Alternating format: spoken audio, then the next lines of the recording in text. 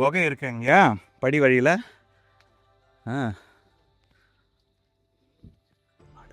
சித்தர்கள் தவம் இருந்த மாதிரி இந்த உள்ள போய்கிட்டு இருக்கு, போயிட்டே இருக்கா? நாம ரொம்ப உள்ள போறதில்ல.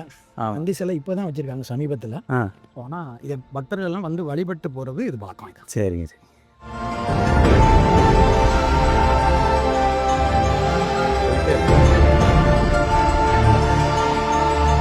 இதுலேருந்து வரோம் எல்லாம் மேலேருந்து அருவி மாதிரி ஓடிக்கிட்டே இருக்கும், இந்த மாதிரி ஓடிக்கிட்டே இருக்கும். ஓகே அந்த மலை.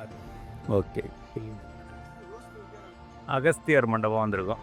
ஒரு 75% வந்து போவோண்ணே. ஆமாங்கய்யா, 25%. ஆமாம். இந்த படி ஏறுறதால நமக்கு என்ன நன்மைண்ணே?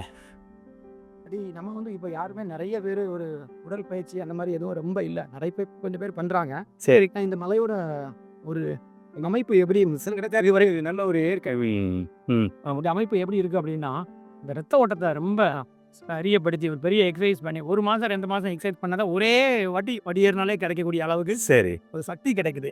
சரிங்க. அது நிறைய பேர் இதய நோய் உள்ளவங்களே ஆஸ்பத்திரிக்கு போயிட்டு வந்துக்கிட்டு இருக்கிறாங்க. அடுத்த வாட்டி போகும்போது டாக்டர் நீங்கள் வேறு எங்கேயாவது சிகிச்சை எடுத்தீங்களான்னு கேட்குற அளவுக்கு இங்கேயே அதை குணப்படுத்தி விட்டுருது. அது ஒரு முக்கியமான விஷயம். படியாறும்போது 100கணக்கான மூலிகைகள் இருக்குது, அதை அந்த காற்றை சுவாசிக்கிறாங்கல்ல. சரி. அதுலேயே அவங்களுக்கு ஒரு நல்ல ஒரு சுவாசம் கிடைக்கிறதுனால ஓகே உடல் நன்மையும் கிடைக்குது ஐயா. சரிங்க. படி ஏறி அகஸ்தியர் மண்டபத்துக்கு ரீச் ஆகிட்டோம். இன்னும் கொஞ்சம் தூரம் தான், முருகன் காப்பாற்றிடுவார், மேலே போயிடலாம். இந்த திருக்கோயிலை பற்றிய முழு விவரங்களை தெரிந்து கொள்ள எங்களுடைய கோ டெம்பிள் யூடியூப் சேனலில் பாருங்கள்.